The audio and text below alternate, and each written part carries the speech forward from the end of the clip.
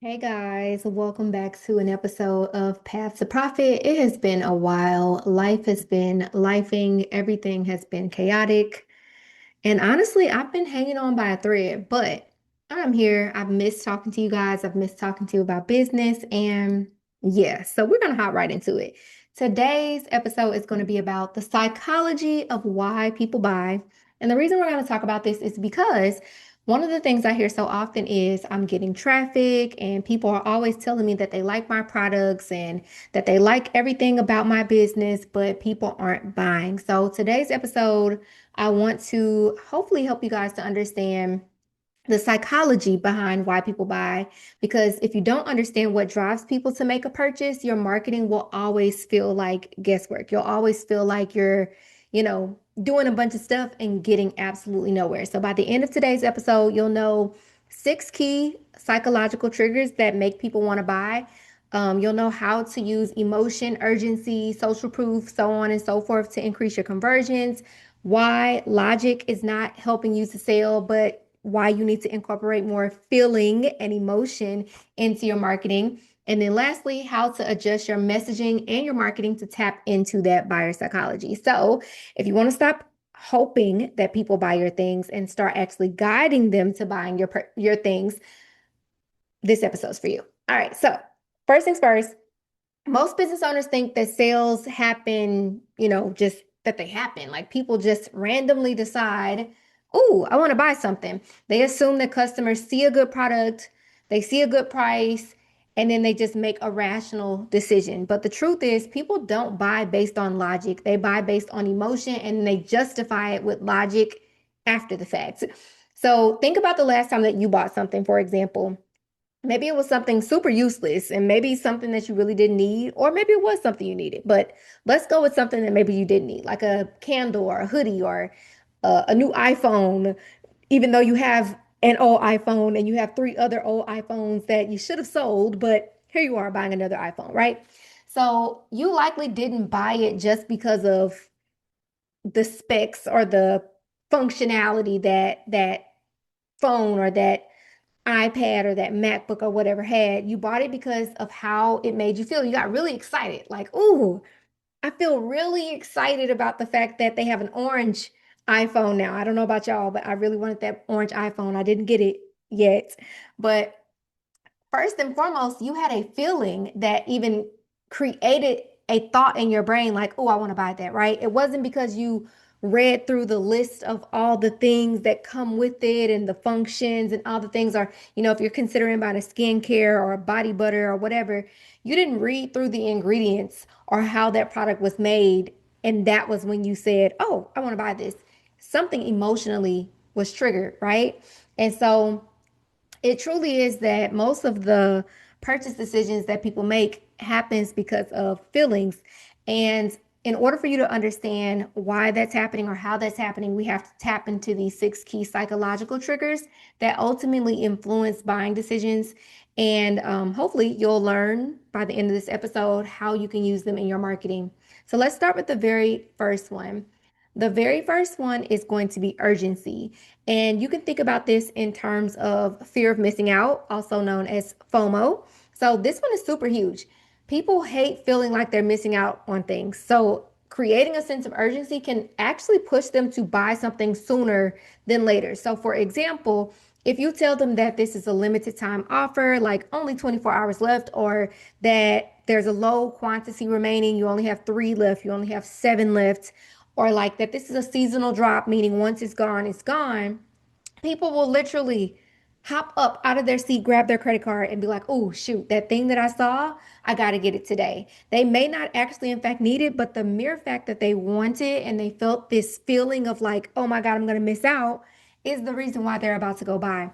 So, for example, let's say you're launching a new candle scent or something along those lines. Instead of you just saying like a new scent just dropped, you can say limited edition, only available this fall, available for the next 10 people, or the next 10 people are going to get access to this. And once it's gone, it's gone.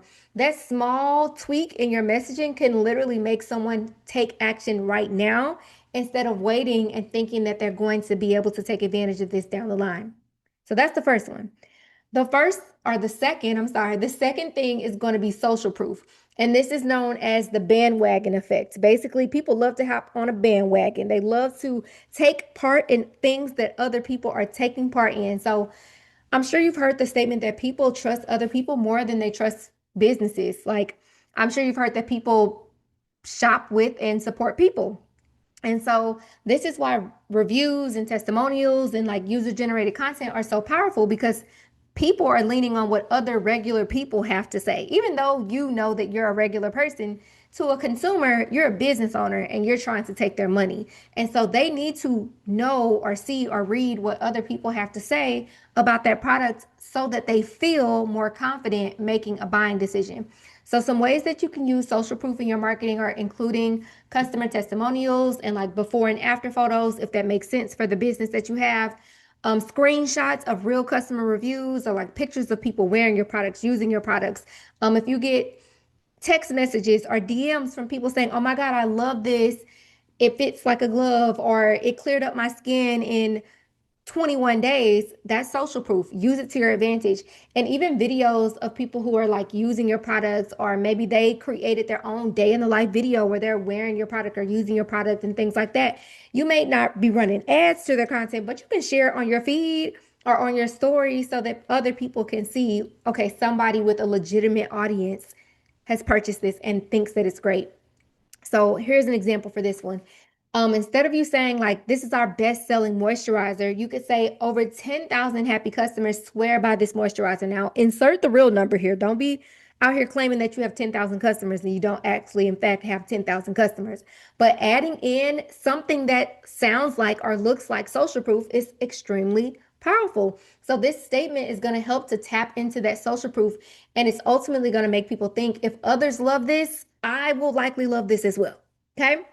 The third one is going to be authority, and this is all about trust and credibility. So customers are a lot more likely to buy from businesses that they see as experts or that they see as trustworthy. So you might be wondering, how do I build authority? Because I feel like I'm just a regular human being, right? Well, if you have established expertise in something, you should share that expertise. So you can share educational posts, you could write blogs, you can do videos where you're explaining things. And just to give you a very simple example, let's say that you're the girl who is always getting compliments on how you style your outfits. That is an expertise, my friend. Everybody is not capable. Everybody is not capable of putting together a cute little outfit or styling the things with the shoes and the accessories. That is that is a demonstration of your expertise. So share that. You can also use influencers to help establish trust and credibility. When an influencer who has a very loyal audience endorses a product or collaborates with a brand, that's immediate credibility for the brand because the consumer already trusts that person. They may not know enough about your business to trust you out the gate, but when they see somebody that they follow and that they trust saying that this is great, I use it all the time, I highly recommend, then it becomes easier to make that purchase decision. And then the last thing you can do, or one of the last things you can do to establish authority, is get some press features or industry recognition. So, if you guys didn't know, I think I may have mentioned this in another episode, but my degree in college, yes, I went there, is in public relations. So, I went to school for communications and PR. And the most beautiful thing about PR is that PR is about relationships. It is not about buying your way into a publication. And I don't want to say PR is simple, but it can be as simple as just reaching out sometimes. Like sometimes it is as simple as reaching out, telling your story, not just reaching out saying, "Hey, can you feature my brand? I think it's great. I think your audience would love it." Not going to work. If you reach out with a story, with clarity on why you think that your products or your brand will be perfect for that audience. Think about reaching out to the local news or a local publication or a blogger or something along those lines. All of that is considered press and can create recognition for your brand. So consider it. So here's an example for authority. Let's say you sell skincare. Instead of you listing just the product benefits, you could post a video explaining why certain ingredients work. And I find that this is so lacking in skincare marketing, like you expect people to just want to put a product on their skin without knowing what's inside of that bottle and what the effects of those ingredients are going to be. That is insane. The smartest thing and most simple thing that you can do is start sharing the ingredients and how they work and what they're going to do for me. So, as a result of that, you're going to position yourself as an authority in comparison to all the other brands who sell skincare and who are not doing that. For the consumer, y'all all look the same. It's like y'all all are claiming to do the same thing. What is different about yours in comparison to theirs? Okay. The fourth option here is going to be scarcity. And this is about basically selling exclusivity. I think of scarcity to some degree along the same lines as fear of missing out. So people basically want what they can't have or things that feel exclusive. Like everybody else can't have this. Let me figure out how to get my hands on it. I want to be a one of one. I want to be a one of 10 or whatever, right?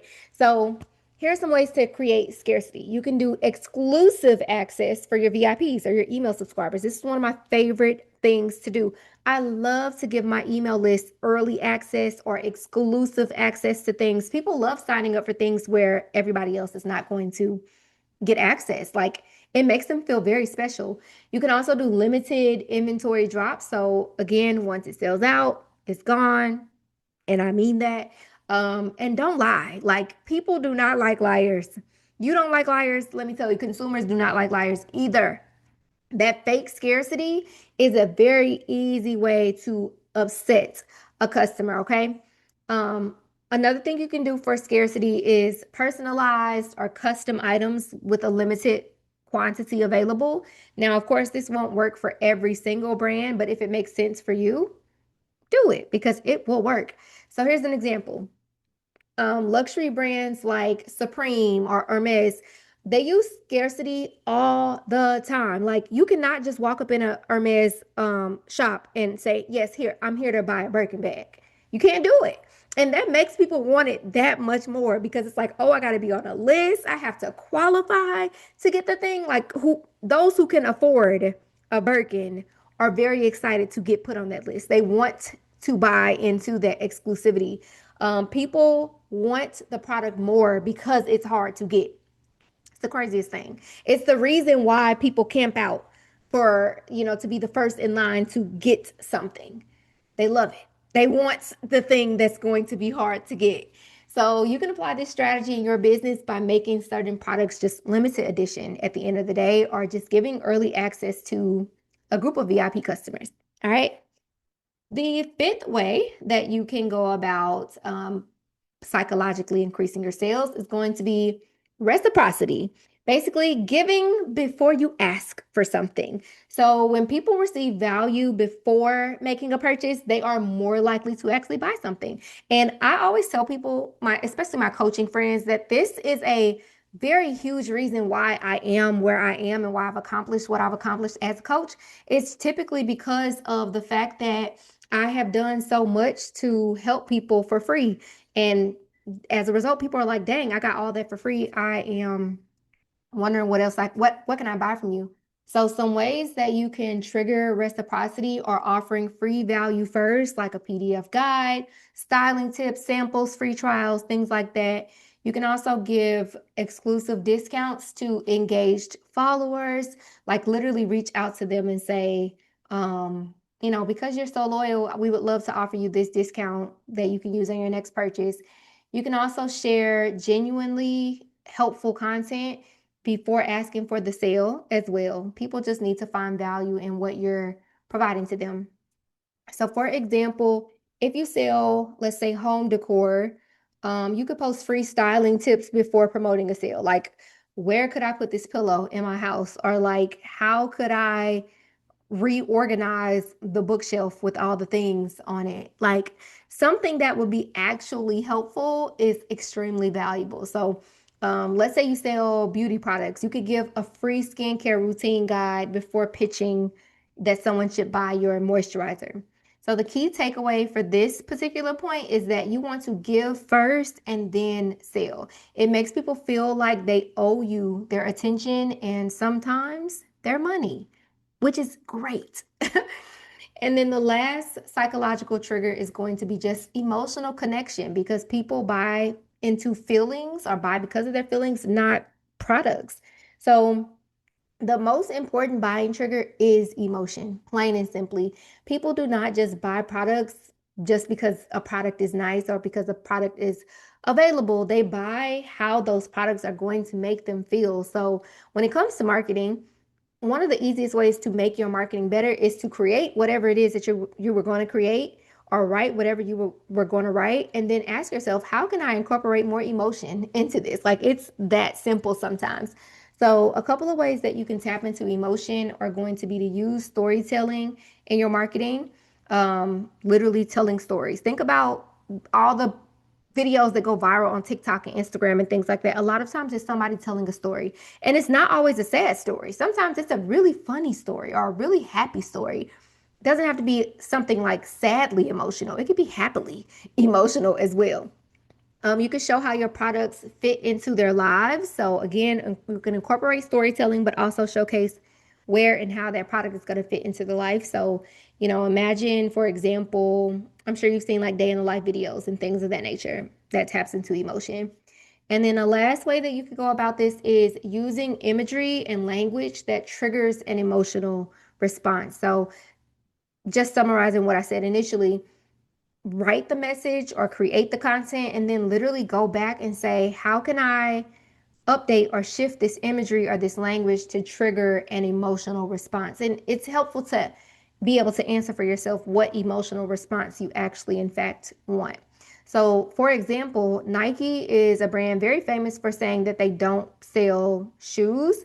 They sell achievement. They literally target regular people, but they say that their target audience is athletes and they consider anybody with a body to be an athlete. And if you look at their marketing, if you look at their ads, their commercials and things like that, they're highly emotional. They're very, very built up on achievement. You won a race, you won the Olympics, you ran in the Olympics for the first time. Like it's all based on an emotion and a feeling. Apple, they don't just sell phones, they sell innovation and status. If you look at their Instagram, you will notice that none of the content on their Instagram is an iPhone. Like there is literally, last time I checked, no iPhones. All of the content on their Instagram is imagery or images that were taken with an iPhone, with an iPhone's camera. And the images create emotion. The phone itself cannot create emotion, but the image or a result that you can get from utilizing their products can in fact create an emotion. So instead of you just saying like what your product does, show how it makes life better. Like that would be the easiest way to tap into emotion as it pertains to increasing your sales, because that is in fact what sells. So now that you know those 6 key triggers, here's how you actually apply them in your content and your sales strategy, because it's a lot. And it's not that you're going to apply them all at the same time. I wouldn't recommend trying to apply them all at the same time, but I want to just give you some very quick, again, examples. So using urgency and scarcity in your promotions might look like saying last chance, only a few left, or limited time, something like that. Adding social proof to your website and social media through reviews, testimonials, UGC content, very easy. You can position yourself as an authority by creating and distributing more educational content, expert tips, and industry recognition. Give first and then sell. So display that reciprocity by providing free value, which is going to help to build trust before you ask for that purchase. And then lastly, tell stories instead of just listing facts, because people connect with a narrative, not just your sales pitch. All right, all right. So, just to recap, again, people buy based on emotions, not logic. Like, logic is going to kick in, especially when you're standing at the checkout or you're looking at the checkout page and you see the amount of money that you're getting ready to spend. That's when logic is going to kick in. But getting them to the site and getting them to the product page and getting them to add their products to the cart is pure emotion. Getting them to click on your ad, pure emotion. Getting them to actually purchase, pure logic every single time. So if you're struggling with sales It is likely not your product. It's likely just how you're selling it. And ultimately, guess what? That's marketing. So if you apply these principles, I promise you guys, your marketing will feel more powerful. It'll feel more persuasive, and it's also going to produce more profit in your business, guaranteed. Now, before we go, I want to tell you guys that I am hosting a 2-day marketing and sales bootcamp on December 27th and 28th. It is $397, but if you join before December 21st, your ticket is $297, so you save $100. And we have a super, super special bonus for those of you who sign up for this bootcamp. You'll be able to apply that full amount to a totally different resource that we have coming in January. So if you're interested, I'll put the link to the bootcamp in the show notes. If you guys have any questions, as always, hit me up on Instagram. I'd love to chat with you guys and tag me on Instagram. I feel like I need to say this more often.